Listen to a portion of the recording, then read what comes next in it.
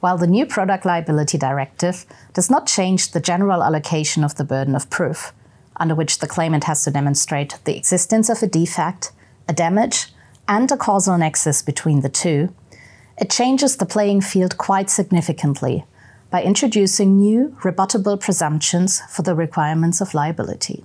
It cannot be disputed that the challenges for bringing a claim have risen with the increasing complexity of products. Whether looking at new drugs, developed based on innovative scientific procedures that were unknown only a few years ago, or whether we consider increasingly interconnected products, it has become more and more difficult to understand causal nexus. Even where experts investigate for years, it is sometimes impossible to determine the root cause of a specific issue. The EU's solution to this problem, however, appears to reach far beyond what would be required for a level playing field. By introducing a whole range of presumptions, the new Product Liability Directive effectively shifts the burden of proof to manufacturers. To give but a few examples, the Product Liability Directive provides that the defectiveness may be presumed where the damage caused is typically consistent with the defect in question. It goes without saying that, for example, in the area of medical devices and drugs,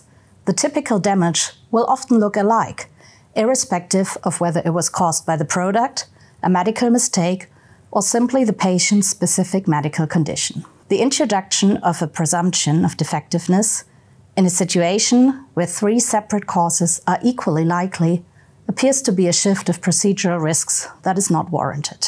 Another far-reaching presumption of both the defect and the causal nexus is the presumption in cases where the claimant faces excessive difficulties in meeting his burden of proof, in particular due to technical or scientific complexity of a case. This essentially means that whenever a court considers a case to be overly complex, all the claimant will have to do is plead complexity and the existence of a damage, and it will then be upon the defendant to rebut the presumption of a defect and causal nexus.